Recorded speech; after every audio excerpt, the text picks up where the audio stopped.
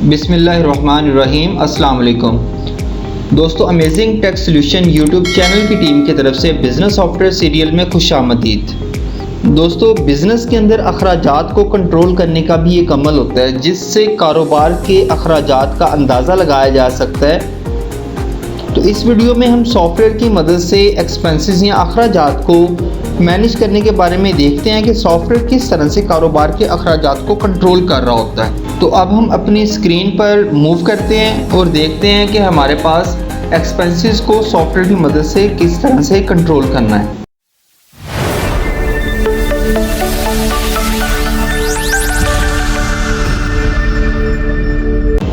जी तो दोस्तों, सबसे पहले हमें बिजनेस में एक्सपेंसेस को मैनेज करने के लिए उसकी कुछ कैटेगरीज को मैनेज करना पड़ता है कि कौन कौन सी कैटेगरीज के हमारे पास एक्सपेंसेस हैं। कैटेगरीज को मैनेज करने के बाद हम अपने एक्सपेंसेस को ऐड करते हैं और जो हमारे पास एक्सपेंसेस होते हैं उनकी हम लिस्ट देखते हैं। तो सबसे पहले हमें कैटेगरीज को मैनेज करना है, तो हम कैटेगरीज के बटन पर क्लिक कर रहे हैं। हमने एक न्यू बिजनेस स्टार्ट किया है तो इसमें कोई भी पहले से कैटेगरी मौजूद नहीं है। हमें कैटेगरी को ऐड करना है, तो कैटेगरी को ऐड करने के लिए हमारे पास यहाँ पर ऐड का बटन मौजूद है। हम ऐड के बटन पर क्लिक करते हैं।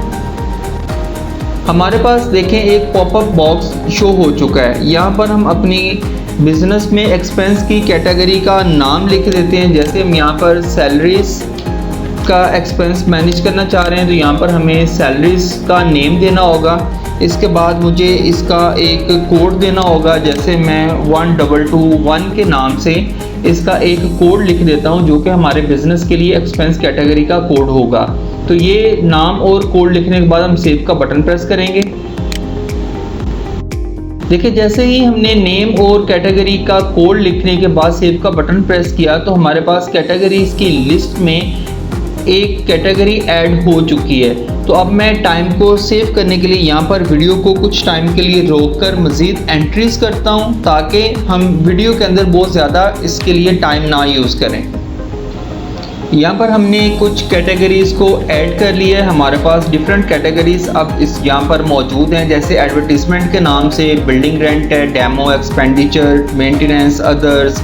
फिर उसके बाद मैंने दोबारा से अदर्स को ऐड किया है, सैलरीज और यूटिलिटी बिल्स। बहुत सारी कैटेगरीज हमने यहाँ पर ऐड कर दी और उनको कुछ स्पेसिफिक कोड भी दे दिए हैं। दोस्तों, अब यहाँ पर अगर हम इन कैटेगरीज को सॉर्ट आउट करना चाहते हैं, हमारे पास सॉर्टिंग का बटन भी एक मौजूद है। जैसे छोटी वैल्यू से बड़ी वैल्यू और बड़ी वैल्यू से छोटी वैल्यू तक हम सॉर्ट करना चाह रहे हैं। हमारे पास पहले ये एडवर्टीजमेंट आ रहा है, बिल्डिंग रेंट है, डेमो है, ये आ रहे हैं हमारे पास A B C से Z तक आ रहे हैं। अगर मैं यहाँ पर इनको सॉर्ट आउट कर देता हूँ, हमने सॉर्ट आउट का बटन क्लिक किया तो अब देखें पहले हमारे पास बड़ी वैल्यू आ रही है Z वाली और फिर इसके बाद एंड पे हमारे पास A वाली वैल्यूज़ आ रही हैं। लेकिन अगर इनके साथ हम इनका कोड देखें तो वो हमारे पास तरतीब से नहीं आ रहा। जैसे जैसे नाम चेंज होगा उसके साथ साथ इसका कोड भी चेंज हो जाएगा।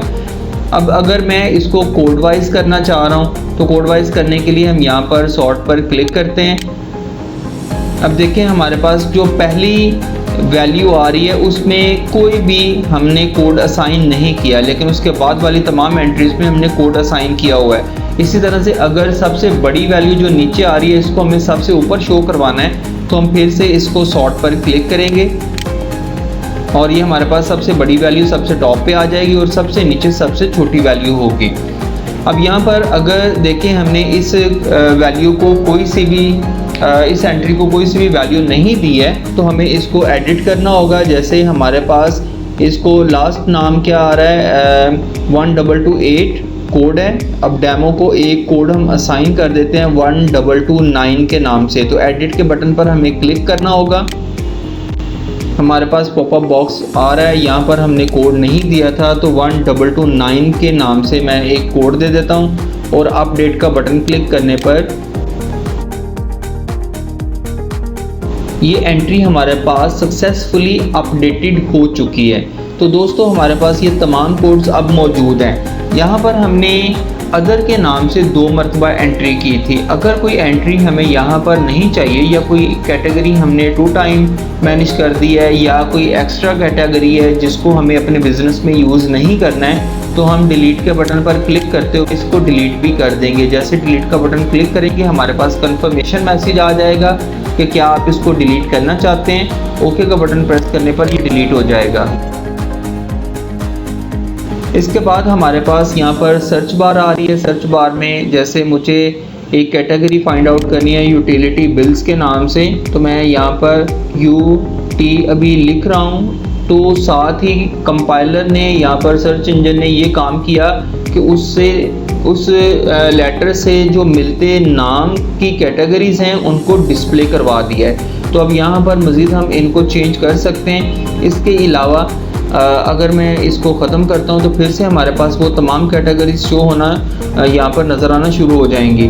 तो हमारे पास यहाँ पर अभी ऑर्डर ये चल रहा है कि जो हमारे पास कैटेगरीज की एंट्रीज हैं उनको 50 तक शो करवाएं। अगर आपके पास ज़्यादा कैटेगरीज हैं, ज़्यादा को आप इसी पेज पे शो करवाना चाहते हैं तो आपके पास 1000 तक की लिमिट भी है। और इसके बाद ये भी ऑप्शन आ रहा है कि आप तमाम एंट्रीज़ को एक साथ में शो करवा सकते हैं। यहाँ पर हमारे पास अगर कैटेगरीज़ को हमें एक्सेल की फ़ाइल में एक्सपोर्ट करना है, इनका प्रिंट लेना है या हम मज़ीद PDF में इनको एक्सपोर्ट करना चाह रहे हैं तो बटन क्लिक करने पर हम एक्सेल की फ़ाइल भी यूज़ कर सकते हैं, प्रिंट भी ले सकते हैं। जैसे मैं यहाँ पर कोई सा भी पाथ देता हूँ, ये PDF की फ़ाइल हमारे पास सेव हो रही है। बटन प्रेस करने पर ये हमारे पास प्रॉपर डाउनलोड भी हो जाएगी।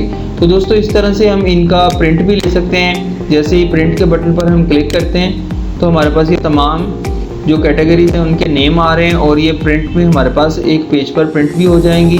अभी हमें इसको डेमो के तौर पर यूज़ करना है तो मैं यहाँ पर कैंसिल का बटन प्रेस करता हूँ ताकि इसका प्रिंट नहीं हो।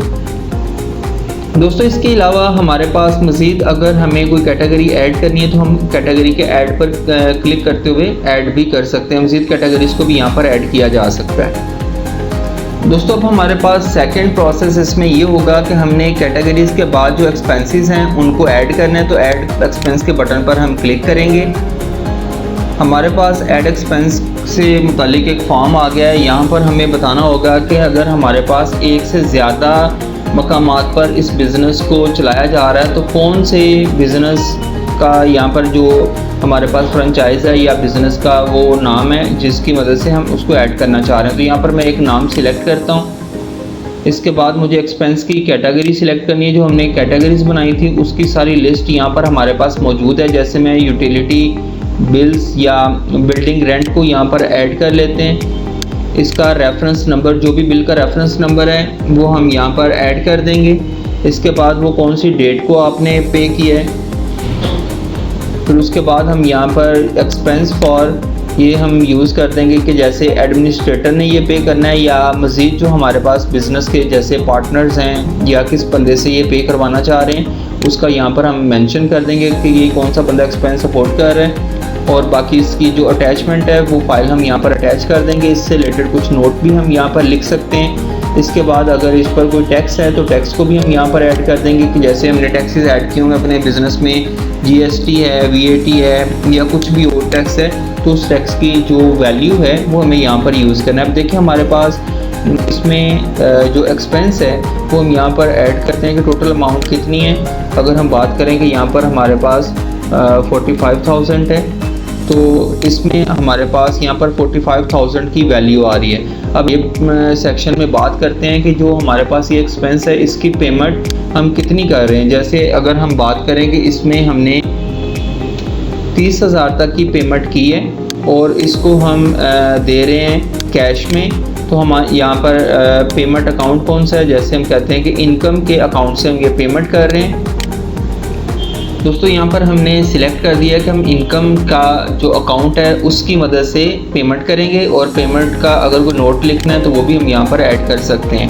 अब देखिए हमारे पास टोटल पेमेंट इसकी आ रही है 45,000, लेकिन उसमें से हम 30,000 पे कर रहे हैं और बाकी अभी इसकी ड्यू आ रही है हमारे पास 15,000। ये आपने काम करने के बाद अगर इसको सेव कर देते हैं तो ये हमारे पास एक्सपेंस ऐड हो जाएगा।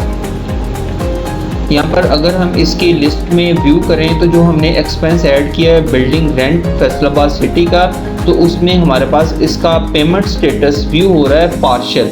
कि ये अभी आधा पे हो चुका है और अभी आधा ये पे नहीं हुआ।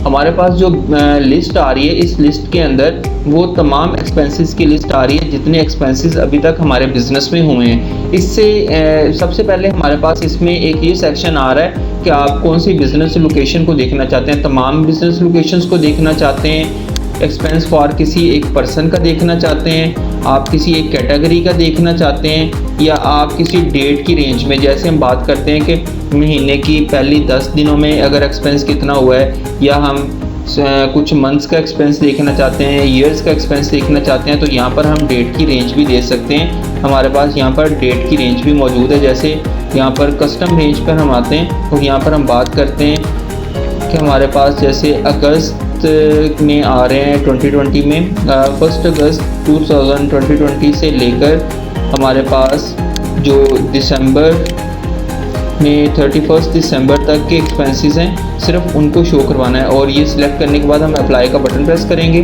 तो इसमें जो हमारे पास एक्सपेंसेस होंगे सिर्फ वही लिस्ट आ रही होगी, बाकी लिस्ट शो नहीं होगी।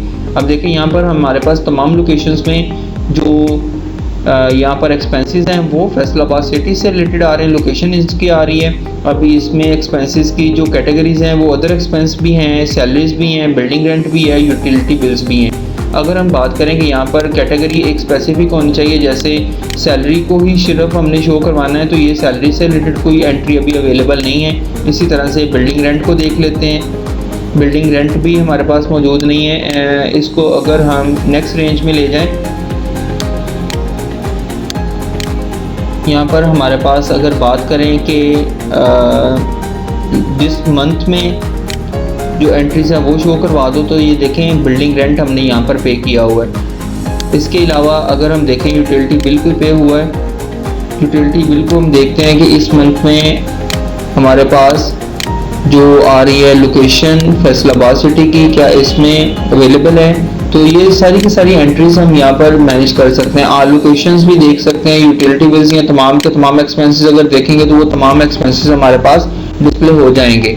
अब अगर हमें पेमेंट स्टेटस देखना है कि कितनी जो है वो पे हो चुकी है, अभी देखिए कुछ हमारे पास पार्शल आ रही हैं। अगर हम यहाँ पर बात करेंगे जितनी पेड है सिर्फ वो शो करवा दें, तो हम फिल्टर अप्लाई करते हैं। यहाँ पर हमारे पास जो पेमेंट्स आ रही हैं वो सिर्फ पेड वाली आ रही हैं। इसके अलावा अगर हमारे पास जितनी ड्यू हैं वो शो करवा सकते हैं, अभी ड्यू में कोई भी पेमेंट नहीं आ रही है।